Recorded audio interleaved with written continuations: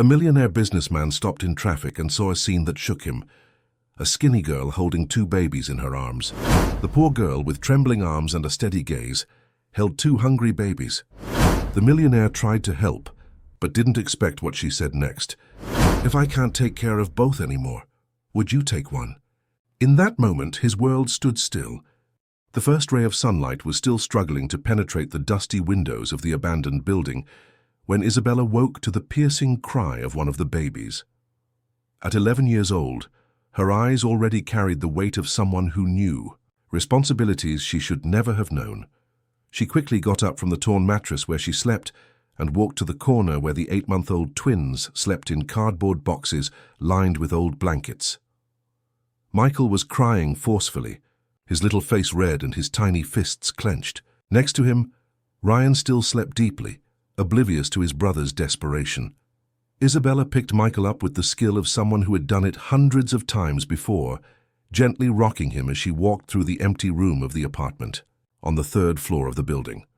The building had been abandoned by the construction company 2 years ago when the company went bankrupt, leaving only concrete structures and interrupted dreams. For Isabella and her brothers, however, that place had become a refuge. It was there they had been hiding since their mother, Constance, had gone to a place from which she would not return. Her last words echoed in Isabella's mind like a sacred promise they would never be separated no matter what happened. Isabella knew every sound in the building. She knew when someone was coming up the stairs by the echoes that reverberated through the corridors. She knew the noise of rats in the walls and the constant dripping from a broken pipe on the floor above. Most importantly, she knew when it was safe to go out for food and when it was better to remain invisible.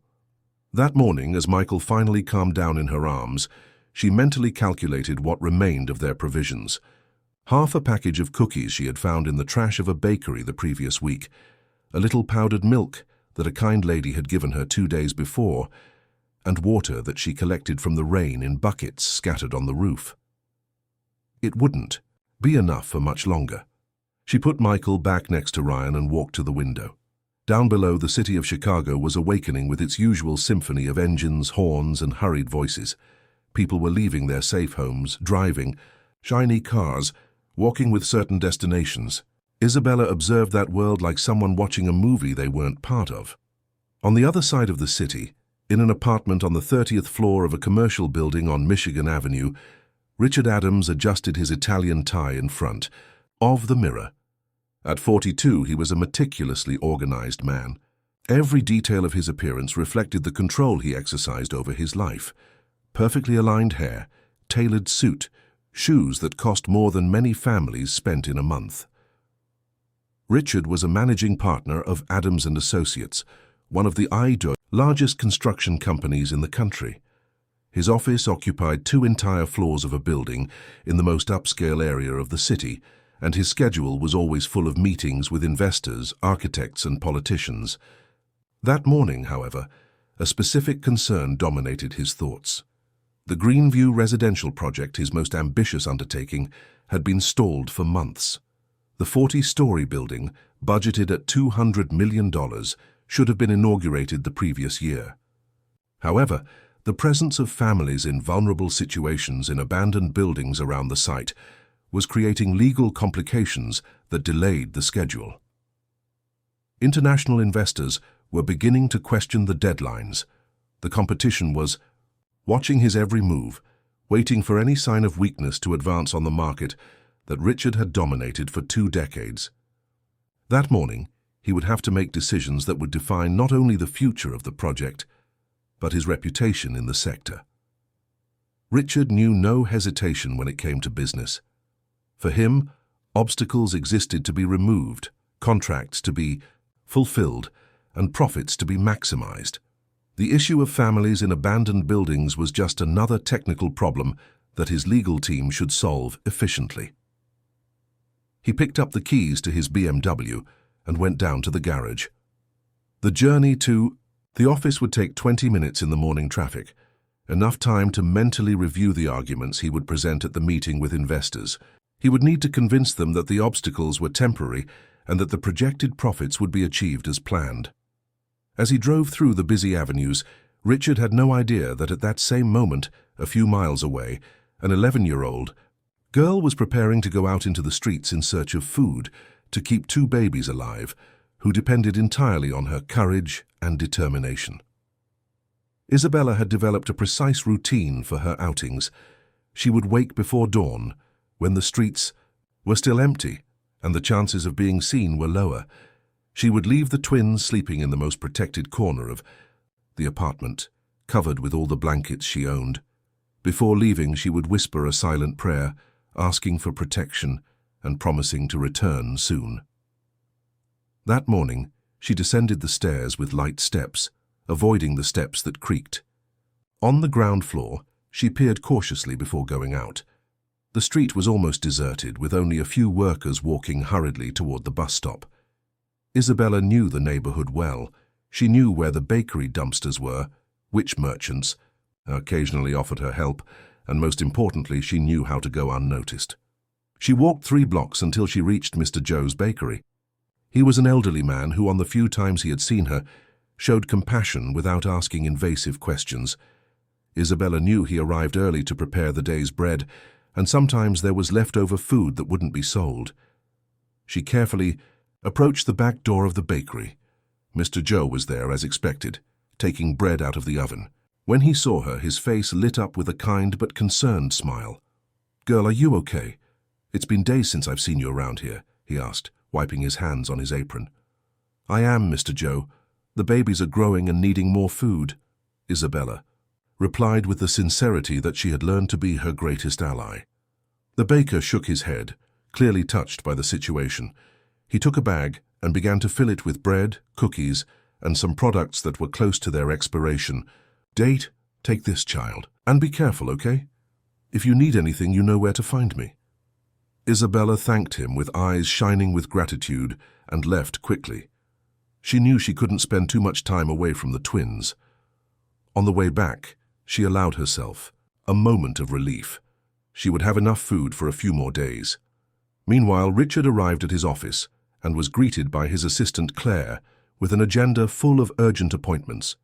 The meeting with investors was scheduled for 10 o'clock, and he needed to review all the project documents before that. "Claire, cancel my lunch today. I'll need extra time to resolve the issue of the abandoned buildings near the construction site," he said, heading to his office. "I've already spoken with the legal department, Mr. Adams. They said the eviction orders can be issued this week, if you authorize it." Richard nodded without hesitation. For him, it was a purely administrative matter. Families in irregular situations needed to be relocated by the competent authorities, and his construction needed to follow the established schedule. There was no room for sentimentality in business decisions. "Do that. I want everything resolved as quickly as possible." Isabella was climbing the stairs of the abandoned building with the bag of food when she heard a different noise coming from her apartment. It was a low but constant moan that made her heart race with concern. She ran up the last few steps and found Ryan awake, crying in a way she had never heard before. She immediately picked him up and noticed that his temperature was very high. The baby was breathing with difficulty and his skin was pale. Michael was also awake but calm, watching his brother with his big, curious eyes. Isabella felt a wave of panic take over her body. She didn't know what to do when the babies got really sick. She tried to cool Ryan with a damp cloth, offered him water, rocked him gently, but nothing seemed to work. The baby continued to moan, and his breathing became increasingly difficult. For the first time since she had taken responsibility for caring for her brothers, Isabella felt that she might not be enough. The morning advanced, and the situation didn't improve. Isabella made a decision she knew was risky. She would need to go out into the streets in search of help, even at the risk of being seen by the authorities. She couldn't leave Ryan in that state. She wrapped the two babies in blankets, took the small backpack where she kept the few documents she had, and went down the stairs for the last time. She didn't know it yet, but that exit would forever change the fate of the three siblings. The streets of Chicago were bustling with the typical movement of a Tuesday morning when Isabella left the abandoned building carrying the two babies. Ryan continued to moan softly, his labored breathing contrasting with the silence of Michael. who seemed to sense the tension of his older sister. The weight of the two in her thin arms made her walk more slowly than usual, but the determination in her eyes didn't waver. Isabella didn't have a specific destination in mind. She only knew that she needed to find someone who could help Ryan. Maybe Mr. Joe from the bakery knew someone, or maybe she would find one of the kind ladies who occasionally offered her food, anyone who could guide her on what to do with such a sick baby. As she walked along the sidewalk trying to stay in the shadows of the buildings, Isabella didn't notice that she was being observed from afar by neighbors who were beginning to speculate about that girl who appeared sporadically in the area. Some whispered among themselves, concerned, but no one approached to offer direct help. On the other side of the city, Richard was finishing his meeting with international investors at the Adams and Associates office. The conversation had been tense, with partners showing growing impatience with the delays of the Greenview residential project. Richard had managed to temporarily reassure them, promising that all legal issues would be resolved in the coming weeks. "Mr. Adams, the eviction documents are ready for your signature," Claire informed him, as soon as the investors left the meeting room. "The legal department has assured that the process will be quick and efficient." Richard took the papers and quickly analyzed them. They were technical, cold documents that transformed people into process numbers. For him, they represented only the removal of obstacles that impeded the progress of his business. He signed, without hesitation, authorizing the measures that would evict dozens of families from the abandoned buildings. "Perfect.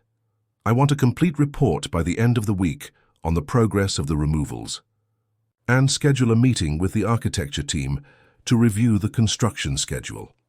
Richard picked up his keys and headed to the parking lot.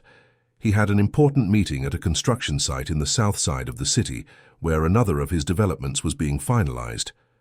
The journey would take about 40 minutes in the heavy traffic, but he would use the time to make some important calls. He left the parking lot in his silver BMW, navigating the congested streets with the skill of someone who knew the city's paths well. Richard was used to that routine. Meetings, signatures, decisions that moved millions of dollars, all executed with the precision of a well-oiled machine. While driving down Michigan Avenue, his phone rang. It was Marcus, his minority partner, with news about the competition. "Richard, I just found out that Santana Construction is eyeing the land next to our project. If they get that area, they can create direct competition that will affect our sales prices. That can't happen. Schedule an urgent meeting with the owners of that land. We'll make them an offer they can't refuse," Richard replied, already mentally calculating the values involved. The conversation lasted another 15 minutes, discussing strategies and deadlines. When he finally hung up, Richard realized he had missed the exit he normally took to reach the construction site. He decided to follow an alternative route, crossing a neighborhood he rarely visited. It was at that moment, while stopping at a traffic light, that he saw a scene that made something inside him move in a completely unexpected way. A thin girl with dark hair and worn clothes was slowly crossing the street, carrying two babies in her arms. Even from a distance, Richard could see the effort she was making to keep the little ones safe as she walked. There was something in her posture, a determination mixed with desperation, that caught his attention in a way he couldn't explain. The light turned green, but Richard didn't accelerate immediately. He continued to observe the girl, who had now stopped on the sidewalk and seemed lost, looking in all directions as if searching for something or someone. One of the babies was crying, and she was gently rocking him, whispering words that he couldn't hear. Behind him, other drivers began to honk impatiently. Richard finally accelerated, but continued to observe through the rearview mirror until he lost sight of the girl. Something in that image disturbed him deeply, although he couldn't identify exactly what. Isabella had stopped at the corner because Ryan was getting worse. His breathing had become more difficult, and she could feel the heat of the fever through the blanket. Michael was whimpering softly, probably hungry, but she had no way to feed him at that moment. She needed to find help for Ryan urgently. She looked around, searching for someone who might help her. The street was busy, but people passed by hurriedly, absorbed in their own concerns. Isabella knew from experience that most people preferred not to get involved with situations like hers. It was then that she saw a pharmacy across the street, Maybe the pharmacist could guide her on what to do with Ryan. She waited for the light to change and carefully crossed, protecting the babies from the movement of pedestrians. Inside the pharmacy, the pharmacist, a middle-aged man named Albert, served her kindly, but soon became concerned when he saw Ryan's condition. "Girl, this baby needs urgent medical attention. You can't take care of a fever like this alone. Where are your parents?" Isabella felt her heart racing. It was the question she feared most, the one that could lead to the siblings being separated. They can't come now. I just need to know what to give him to make him better," she replied, trying to sound convincing. Albert shook his head, clearly worried. "Child, this baby needs to go to a hospital. I can call an ambulance for you." "No, please, don't call anyone. We'll be fine," said Isabella, backing toward the door. But Albert had already realized that something was very wrong with the situation. A girl so young taking care of 2 sick babies alone wasn't normal. As Isabella hurriedly left the pharmacy, he picked up the phone, torn between the desire to help and the need to alert the authorities. Isabella walked a few more blocks, but Ryan was getting worse and worse. Her strength was also beginning to run out. The weight of the 2 babies, the constant worry and the lack of a proper meal for more than 24 hours were taking their toll. It was when she had to stop again, this time leaning on a lamppost to avoid falling, that she saw the silver car approaching slowly. The driver was clearly looking for her, driving slowly and looking in her direction. Isabella prepared to run, but her legs were shaking with exhaustion. Ryan moaned louder, and she realized she had no more strength to flee. When the car stopped beside her and the window rolled down, revealing a man in a suit who seemed as out of place in that neighborhood as she would feel in a shopping mall, Isabella was surprised to hear a gentle voice. "Do you need help? I can take you to the hospital." Richard didn't know how to explain why he had come back to look for the girl. After seeing her crossing the street with the babies, he couldn't concentrate on the work meeting. He cancelled the appointment and returned to where he had seen her, driving through nearby streets until he found her again. Isabella observed him for a moment that seemed eternal. She had learned to distrust unknown adults, but Ryan desperately needed medical help. She made the most difficult decision of her young life. "Please, he's very sick," she said, her voice breaking for the first time since she had taken responsibility for her brothers. Richard got out of the car and helped Isabella accommodate the babies in the back seat. As he drove toward the nearest hospital, he asked careful questions about Ryan's condition, trying to keep the girl calm. He had no idea that this impulsive act of compassion would completely change the course of his meticulously planned life. During the journey, Isabella observed the man through the rear-view mirror. He seemed rich, important, and she couldn't understand why someone like him would stop to help children like them.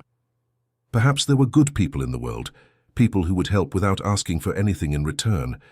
For the first time in months, Isabella allowed herself to feel a small spark of hope. St. Catherine's Hospital was bustling with the typical activity of a busy morning when Richard arrived carrying Ryan in his arms, followed closely by Isabella, who was holding Michael. The rush of the corridors, the smell of disinfectant and the sounds of medical equipment created an atmosphere of urgency that made Isabella's heart beat faster. At the pediatric emergency reception, Nurse Caroline looked with strangeness at that unusual group, an elegant man in a suit and a girl in worn clothes both carrying babies. Richard approached the counter with the natural authority of someone who was accustomed to being attended to immediately. "I need urgent care for this baby. He has a high fever and breathing difficulties," said Richard, his voice carrying the genuine concern he felt. Caroline picked up a clipboard with forms and began to ask routine questions. "What is the child's name? What is your relationship to him? Where are the documents?" Richard looked at Isabella, expecting her to answer, but the girl remained silent, hugging Michael more tightly. She was clearly frightened by all that formal situation, with questions and procedures she didn't understand. "He's my son," Richard replied impulsively, surprising himself with the lie that came out so naturally. "His name is Ryan." Caroline noted the information but continued with the standard questions. Date of birth, residential address, health insurance. Richard improvised the answers, providing his own address and corporate health insurance information. With each question, he felt more involved in a situation that was rapidly spinning out of his control. At the same time, he saw Ryan becoming increasingly debilitated in Isabella's arms and knew there was no time for hesitation. With the basic information collected, Caroline directed them to triage. The on-duty pediatrician, Dr. Helen Miller, an experienced woman with grey hair and an attentive gaze, examined Ryan immediately. Her expression became serious as she observed the baby's condition. "He has a severe respiratory infection. We'll need to admit him for observation and intravenous treatment. How long has he been like this?" Richard looked at Isabella, who whispered hesitantly, "Since yesterday morning. He woke up like this." Dr. Helen continued the examination, but her experienced eyes had already noticed details that raised questions. Ryan was clearly malnourished, his clothes were inadequate for his age, and there were signs that he wasn't receiving regular pediatric care. Additionally, the dynamic between the well-dressed man, the girl, and the babies seemed strange. "We're going to take him to pediatrics right now. Dad, I need you to sign the hospitalization terms and authorization for treatment," she said, handing more forms to Richard. While Richard signed the documents, trying to maintain his composure, Isabella remained beside the bed where Ryan had been placed. For the first time in months, she wasn't the only one responsible for her brother's well-being. There was equipment monitoring his vital signs, experienced nurses caring for him, and doctors who knew exactly what to do. It was an immense relief, but also terrifying. Michael began to cry, probably hungry. Isabella rocked him gently, but the crying caught the attention of Dr. Helen, who approached to examine him as well. "And this one? Is he your son too?" she asked, addressing Richard. "Yes, they're twins," he replied, feeling increasingly uncomfortable with the lies he was creating. Dr. Helen quickly examined Michael and found that he also showed signs of malnutrition, although he was in better condition than Ryan. Her trained eyes caught more concerning details. The girl seemed to know the baby's needs very well, reacting to each sound and movement they made, while the supposed father seemed lost and unprepared. "Doctor, I need to speak with you in private," she said, indicating a more reserved corner of the infirmary. Richard followed her, feeling the weight of the doctor's inquisitive gaze. He knew something was wrong, but had no idea how to explain the situation without complicating things even more. "Sir, how long has it been since you took these children to the pediatrician? They show clear signs of inadequate care and malnutrition." Richard felt cold sweat run down his back. He had no answer to that question, because there was no answer he could give without revealing the truth. "We've been going through some financial difficulties recently," he improvised. "We haven't been able to maintain regular care." Dr. Helen studied him carefully. There was something in his posture, in the way he avoided eye contact, that didn't match his explanations. Moreover, his clothes and accessories clearly indicated that he wasn't experiencing financial difficulties. Meanwhile, in the infirmary, Isabella was talking softly with a nursing assistant named Julie, who had noticed how the girl demonstrated a deep knowledge of the baby's habits and needs. "You take very good care of them," Julie said gently. "How old are you?" 11, Isabella replied, without thinking twice. Julie felt a shiver of concern. An 11-year-old girl shouldn't have that level of responsibility with babies. Something was very wrong with that family. "And your mother? Where is she?" Isabella froze. It was the question she feared most, the one that always made her remember the promise she had made. "She's not here," she replied evasively. Julie decided not to pressure her more at that moment, but made a mental note to talk with Dr. Helen about her observations. When Richard returned from the hallway, he found an even more complicated situation. The hospital social worker, Martha Sanders, had arrived to conduct the routine assessment that was protocol in cases of hospitalization of children with signs of neglect. Martha was a 40-year-old woman with 2 decades of experience working with families in vulnerable situations. Her trained eyes immediately caught the inconsistencies in that situation. She approached Richard with professionalism, but also with a healthy dose of skepticism. "Good morning, sir. I'm Martha Sanders, the hospital social worker. I need to ask some questions about these children's family situation." Richard felt the ground moving beneath his feet. He knew he had reached the point where it would be impossible to maintain the lies he had impulsively created. Martha's questions were direct and specific. She wanted to know about the children's routine, about previous medical care, about the mother who wasn't present, about details that Richard simply had no way of knowing. It was when Martha addressed Isabella directly that the situation became untenable. "Sweetheart, what is your mother's full name?" "Constance Maria Stevens," Isabella replied automatically. "And where is she now?" Isabella looked at Richard, then at Martha, and finally shook her head negatively. She could no longer maintain the lie that she hadn't created. "No, he's not my father. He just brought us here because Ryan was sick," she confessed, her voice almost inaudible. Martha took a deep breath. It was exactly what she suspected, but hearing the confirmation still impacted her. She looked at Richard, who was visibly uncomfortable, and then turned her attention back to Isabella. "And where are your real parents, dear?"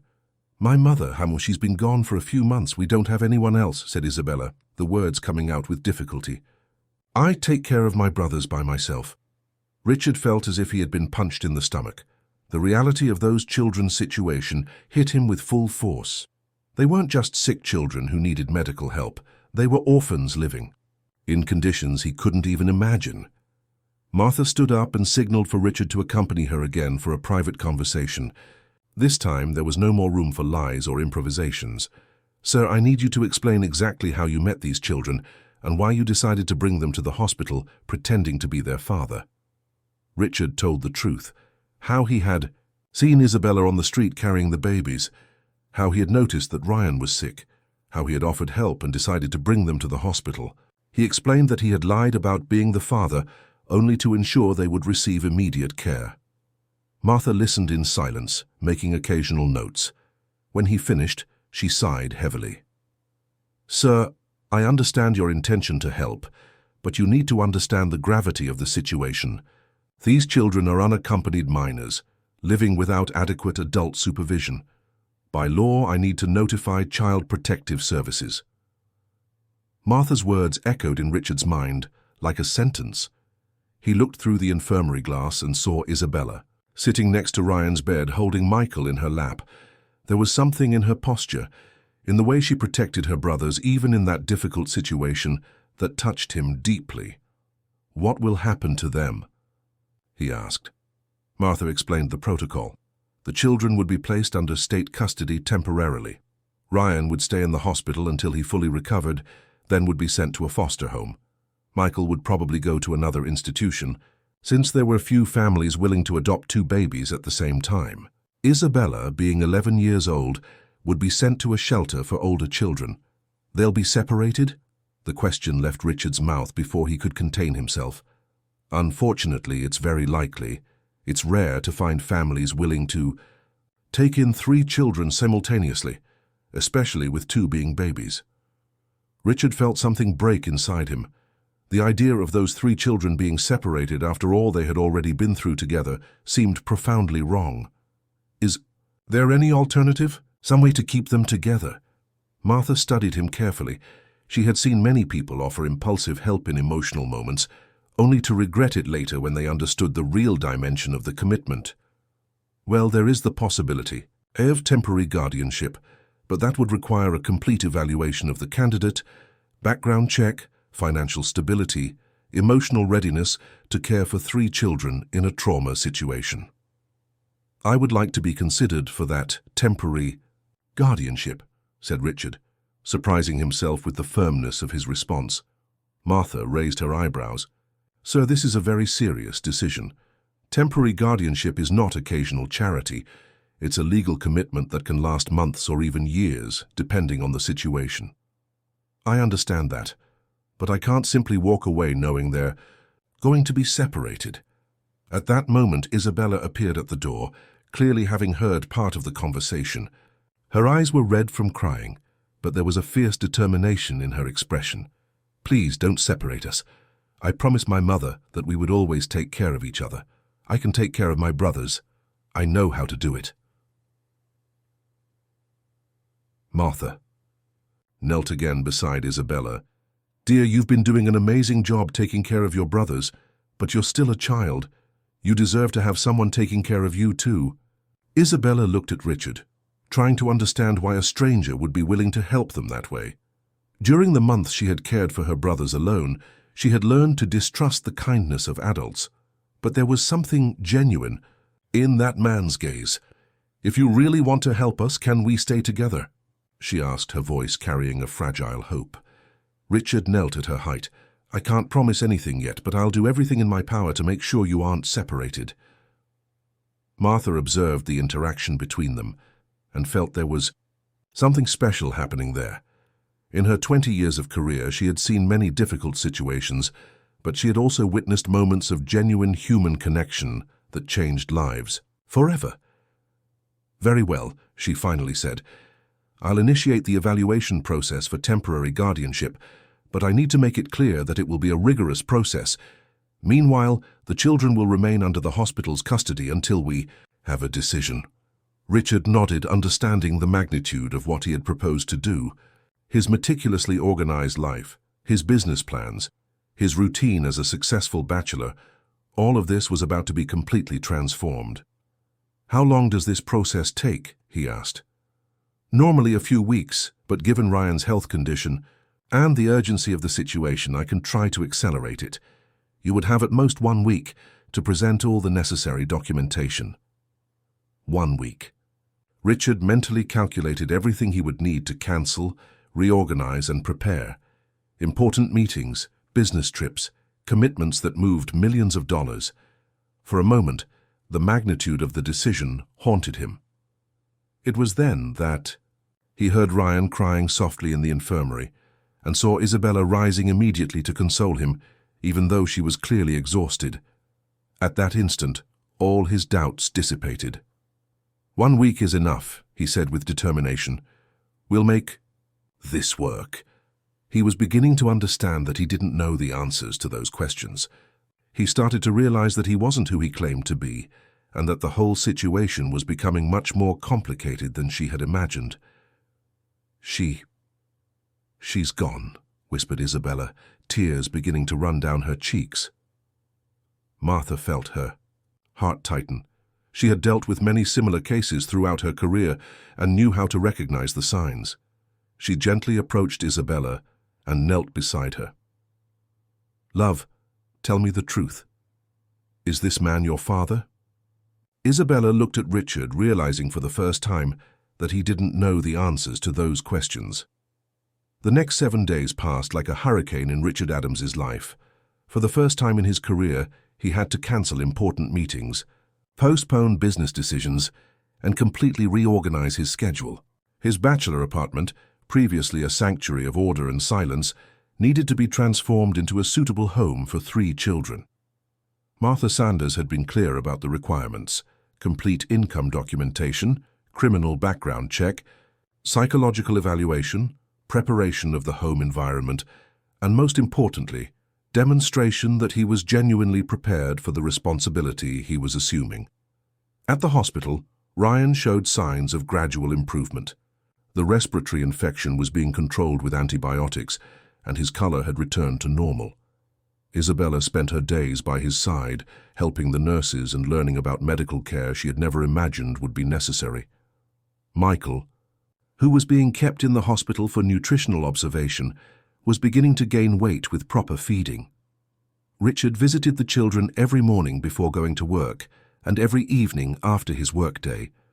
During these visits, he began to get to know each of them better.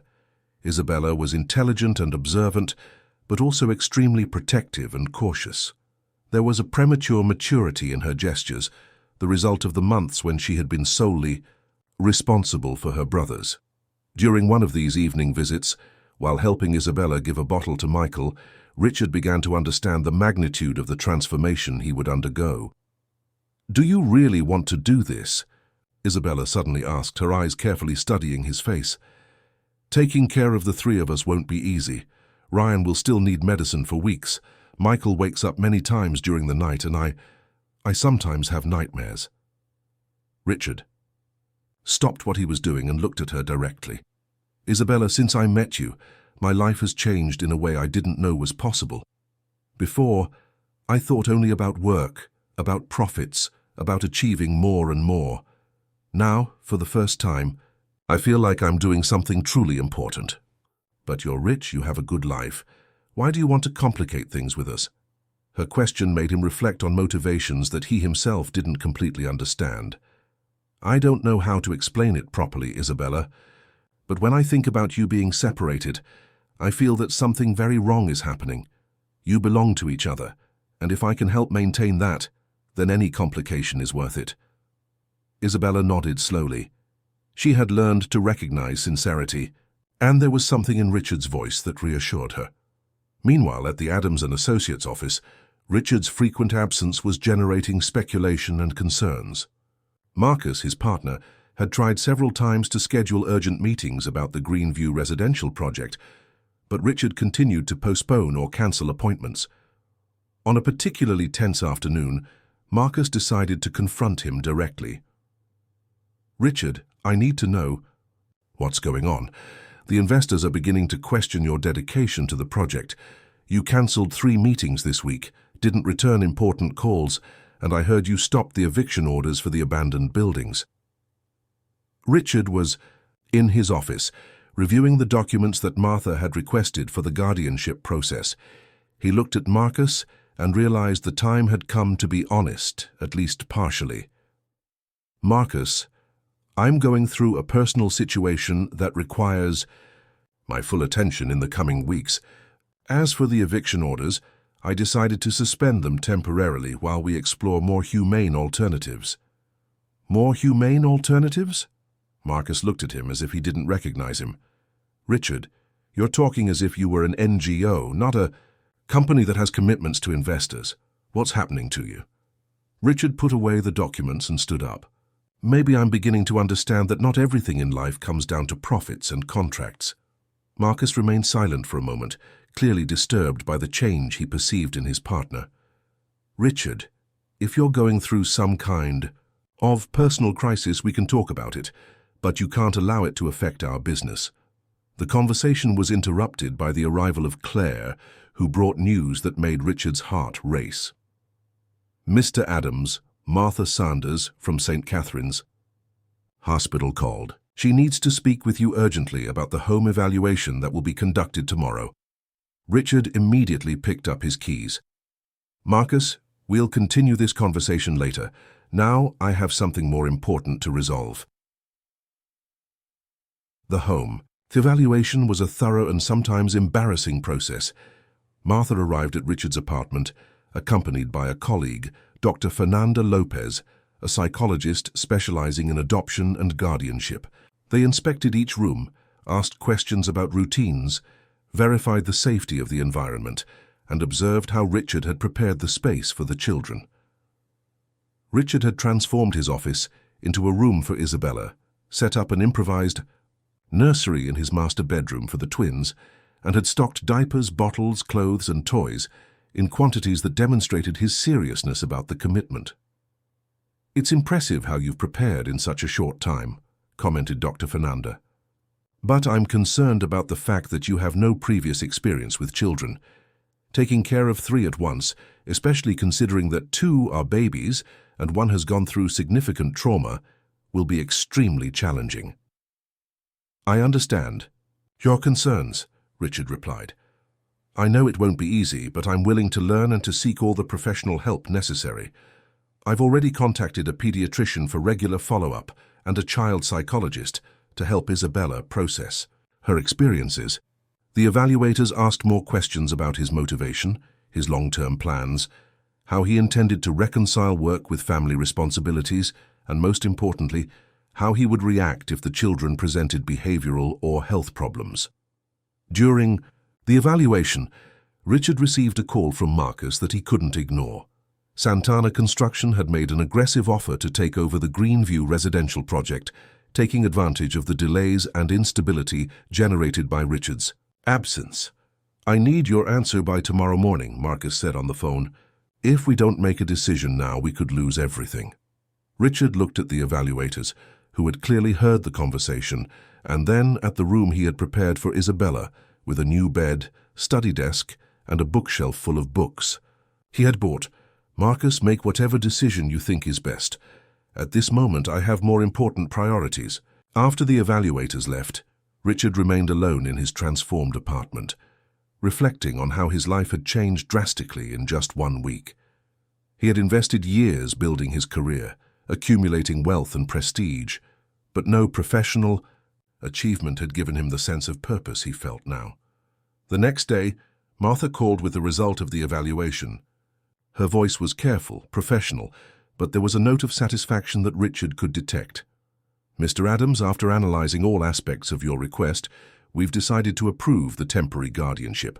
However, there will be a supervised adaptation period of 3 months, with regular visits and psychological follow-up for all the children." Richard felt his legs tremble with relief. "Will they be able to leave the hospital today?" "Ryan received medical clearance yesterday, so yes, they can all go home today. But remember, Mr. Adams, this is just the first step. Temporary guardianship can become permanent, but that will depend on how everyone adapts in the coming months." When Richard arrived at the hospital to pick up the children, he found Isabella carefully arranging the few clothes they owned in a plastic bag.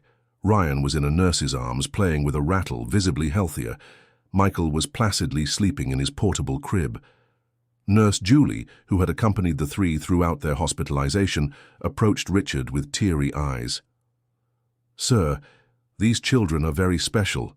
Isabella took care of her brothers with a love that I rarely see even in adults. They need someone who understands that." Richard nodded, feeling the weight of the responsibility, but also an unwavering determination. "I'll take good care of them, I promise." Isabella approached timidly. "Are we really going to live with you?" "Yes, Isabella. From today on, you have a real home." She held his hand for the first time, a small but deeply significant gesture. Ryan gurgled happily when Richard picked him up, and Michael continued to sleep peacefully when he was transferred to the car. During the journey home, Richard looked in the rearview mirror and saw Isabella attentively observing the buildings they passed, as if memorizing the path to her new life. He didn't imagine that the biggest challenges were yet to come, but for the first time in many years, he felt he was exactly where he should be. The first night at home was a reality shock for Richard. Michael woke up crying at 2 in the morning, then at 4, and again at 6. Between one bottle and another, Ryan also woke up with colic, needing to be calmed with walks around the apartment. Isabella, despite her visible exhaustion, automatically got up at each cry, helping Richard understand what each baby needed. During the first few days, Richard discovered that taking care of 3 children was much more challenging than any business project he had ever managed. There were no scheduled meetings for the baby's needs, no predictable timelines for their demands.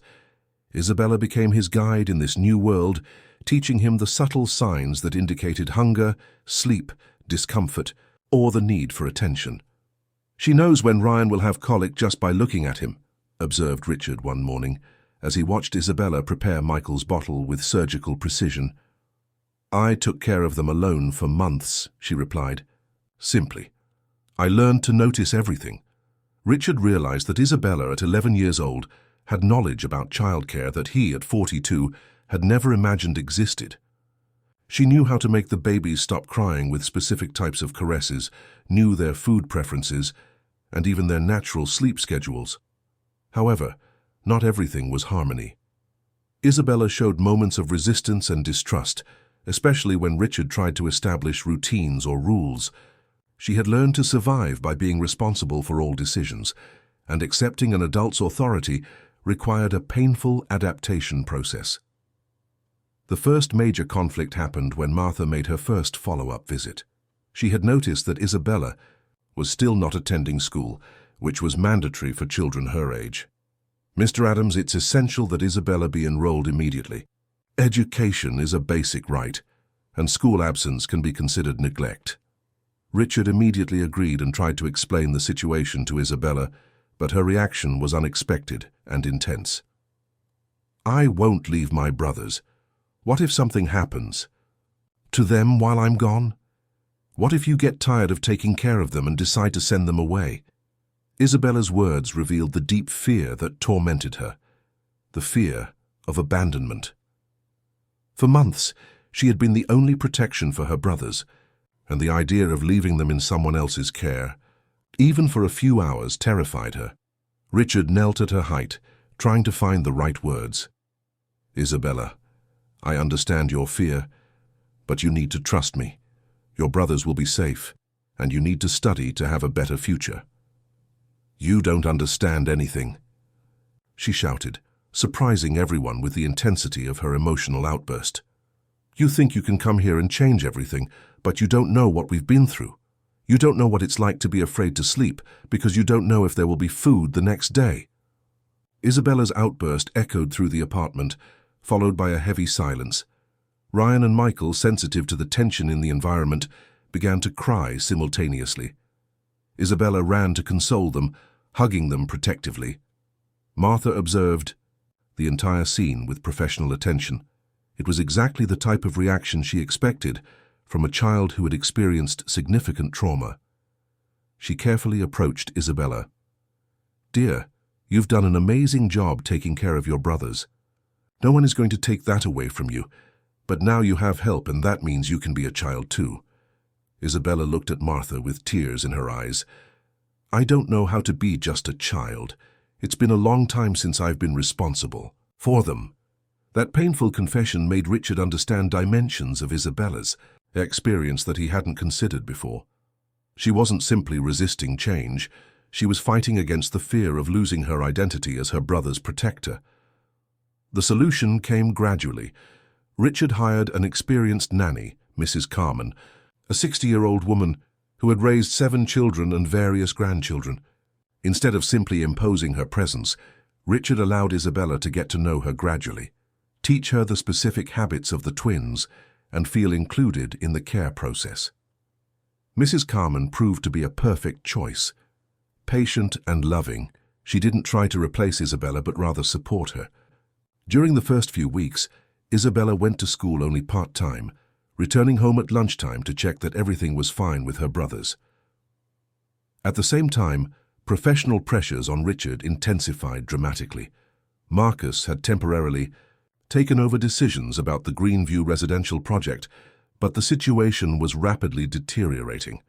International investors, frustrated with the delays and lack of clear communication, were considering withdrawing their resources. In a tense meeting at the office, Marcus presented an ultimatum. "Richard, I need to know if you're still committed to this company. If you've decided you want to be a full-time father, I respect that, but I can't continue holding things together alone." The question hit Richard like a punch. He had built Adams & Associates over 15 years, transforming it into one of the most respected construction companies in the country. Abandoning everything seemed unthinkable, but at the same time he couldn't imagine leaving the children at that crucial moment of adaptation. "I need more time to find a balance," he replied, but he knew time was running out.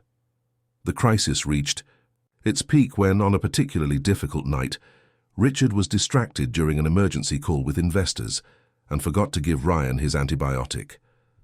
The baby had developed a new infection, milder than the previous one, but still requiring rigorous medication. Ryan began to have a high fever during the night. When Richard realized the error, he panicked. Isabella woke up with her brothers, desperate crying, and immediately identified the symptoms. "You forgot the medicine," she said, not as an accusation, but as a painful observation. "He's going to get sick again." The guilt Richard felt was devastating. He picked Ryan up and immediately headed to the hospital, followed by Isabella with Michael in her arms and Mrs. Carmen, who had been urgently called. In the emergency room, Dr. Helen, who already knew the family's history, examined Ryan and confirmed that the infection had returned, although to a lesser degree. With proper medication, he would recover quickly, but the incident served as a severe warning. "Mr. Adams, taking care of children requires total attention. There's no room for distractions when it comes to their health, said the doctor, her voice laden with professional concern. During the hours they spent at the hospital waiting for the medication to take effect, Richard reflected deeply on his priorities. Isabella remained beside Ryan, humming softly to calm him, once again demonstrating the maturity and care she had developed.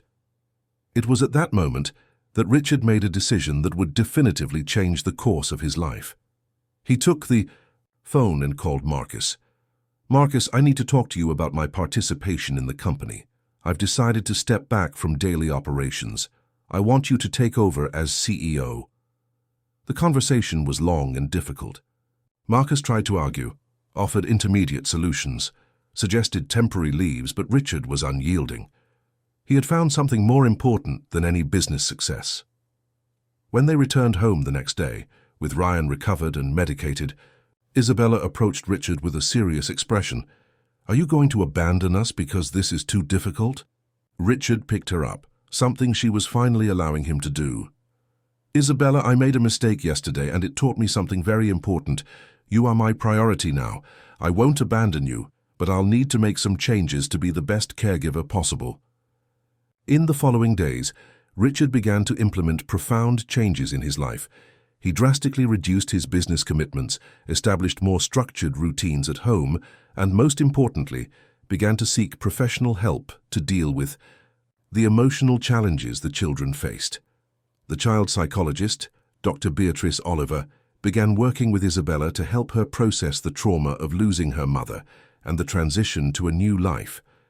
During the sessions, it became clear that the girl carried an immense guilt for not being able to save her mother from her difficulties. "Isabella, you were just a child. It wasn't your responsibility to save your mother. You did everything you could, and it was amazing how you took care of your brothers." The therapy sessions were fundamental for Isabella to begin accepting that she could trust Richard and share the responsibilities she had carried alone for so long. Gradually, she began to demonstrate behaviors more typical of an 11-year-old child, playing, laughing, and even making occasional mischief. The first time Richard heard Isabella laugh genuinely was during a Sunday afternoon when she was playing hide-and-seek with the twins in the apartment. The sound of her laughter echoed through the rooms like music, and he realized that all the difficult decisions he had made were worth it at that moment. However, other challenges were still approaching. The media had discovered the guardianship story and begun to speculate about Richard's motives. Some publications suggested it was a marketing ploy to improve his company's image. Others questioned his qualifications to care for traumatized children. When photographs of the family began to appear in newspapers and gossip websites, Isabella was frightened and confused. Richard realized he would need to protect her not only from the practical difficulties of life, but also from the unwanted public exposure that his social position brought.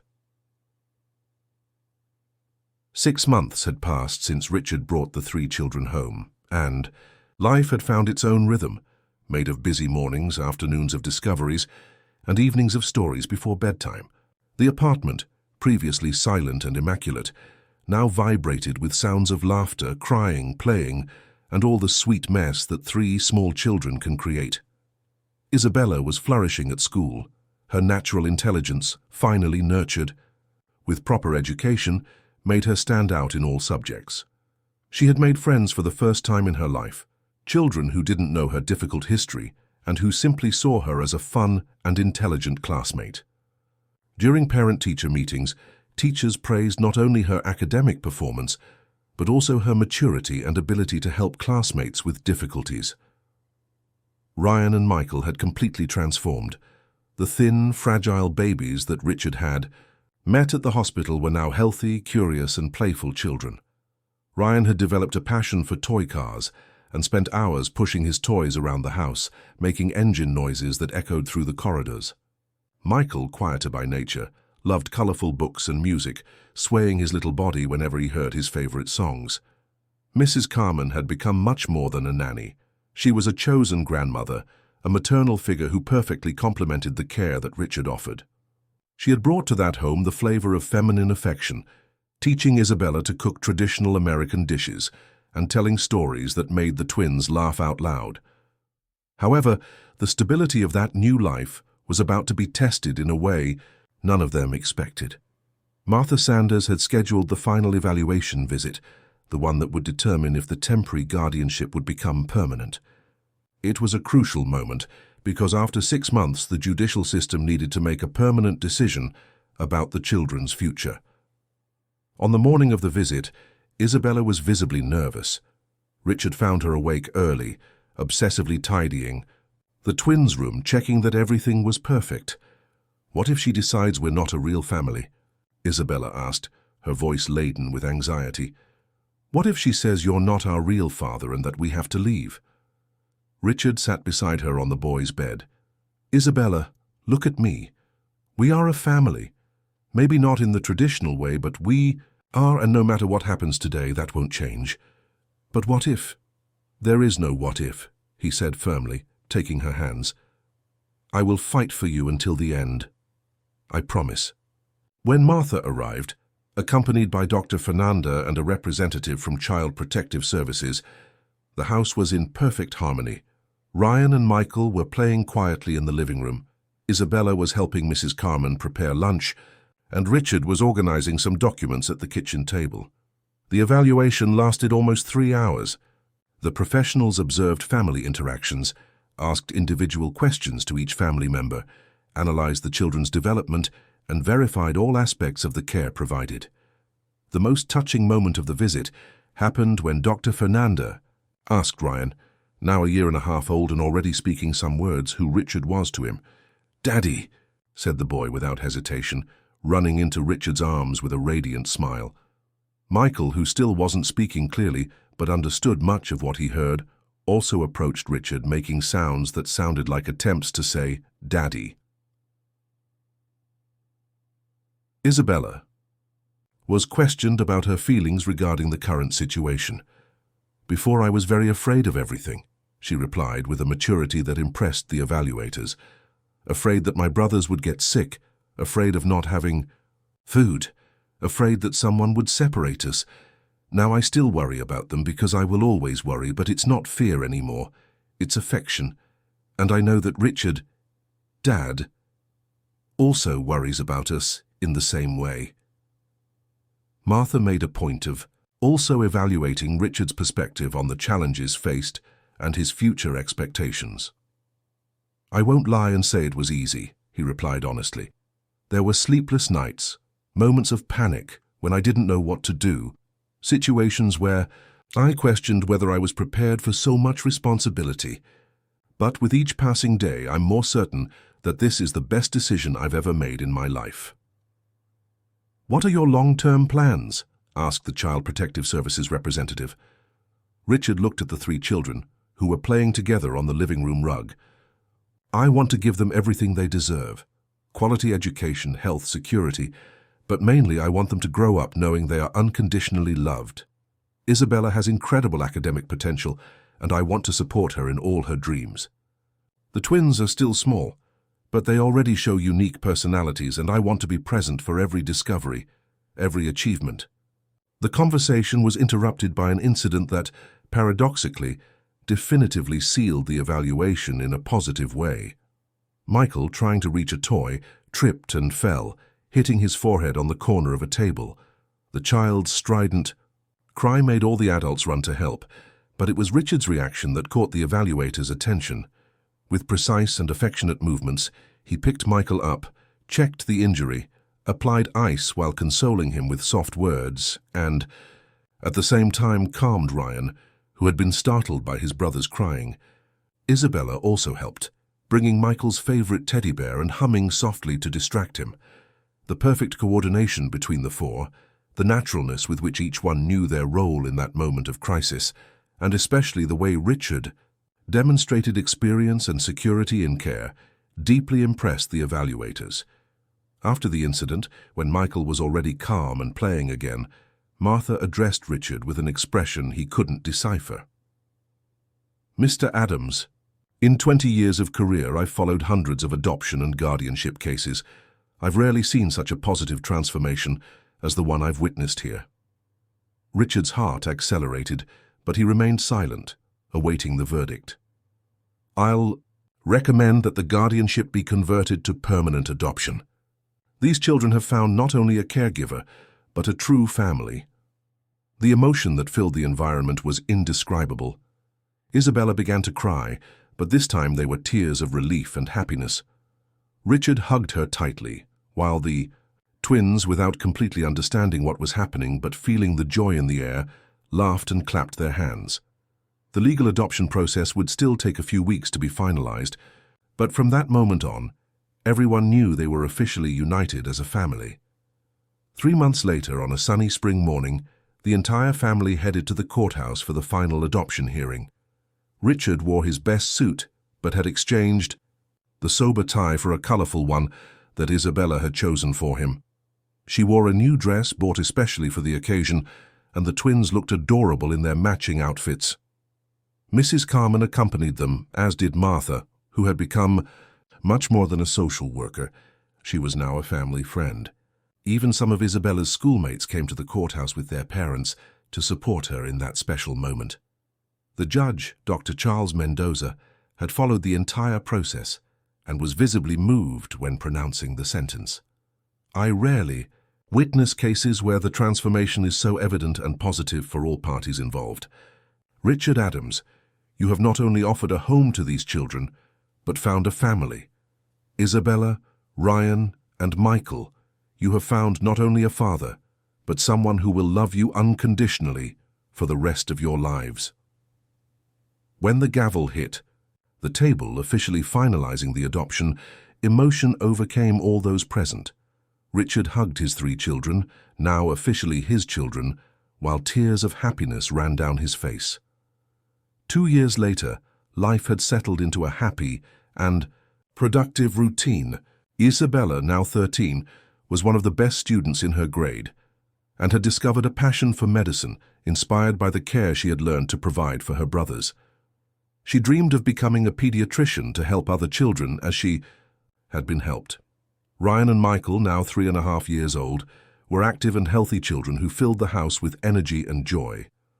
Ryan had maintained his passion for cars and loved when Richard took him to see construction sites, where he was fascinated by the giant machines.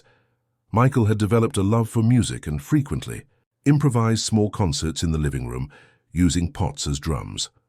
Richard had found a perfect balance between work and family.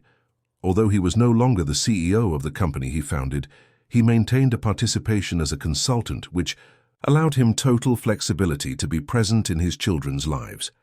He discovered that professional success was worth very little compared to the joy of seeing Isabella receive praise from her teacher, or hearing the twins shout, "Daddy's home," when he returned from work. On a special night, while putting the twins to bed, Richard found Isabella in her room studying for a science test. "Dad, can I ask you a question?" she said, naturally using the word that had taken months to come from her lips. "Of course, daughter. Always." "Do you regret changing your whole life because of us?" Richard stopped what he was doing and sat on the bed beside her. "Isabella, before I met you, I had a lot of money, a lot of success, but I had no life. You taught me what really matters. I don't regret anything. I only lament having taken 42 years to discover what it is to be truly happy." Isabella smiled and hugged him. "I love you too, Dad." That night, after all the children were asleep, Richard went out on the balcony of his apartment and looked at the illuminated city below. He thought of the man he was 2 years before, focused only on profits, distant from any deep emotional connection, living an empty existence disguised as success. Now his life was full of meaning. Each day brought small joys. Isabella's progress at school, the new words the twins learned, moments of spontaneous affection, laughter during dinner, stories before bedtime. He had discovered that love didn't need blood ties to be true and transformative. His family had been built with consciously made choices, day after day, to remain, care, protect, and love. It was a family forged in adversity, tempered by compassion, and strengthened by the daily decision to be together. Richard looked once more at the children's room, where 3 small human beings slept peacefully, knowing they were safe and loved. He smiled to himself, finally understanding that he had found the true wealth of life, a family built with love, dedication, and the courage to choose what really matters. Dear listeners, we hope that the story of Richard, Isabella, Ryan, and Michael has touched your hearts as much as it touched ours. This journey shows us that the most beautiful families are not always those formed by blood ties, but by bonds of love, dedication, and courageous choices. If this story moved you, don't forget to subscribe to our channel and leave a like. You help us continue bringing stories that celebrate the transformative power of love and compassion. Comment below which part of the story touched you the most, and don't miss our next episodes, where we will continue exploring the complexity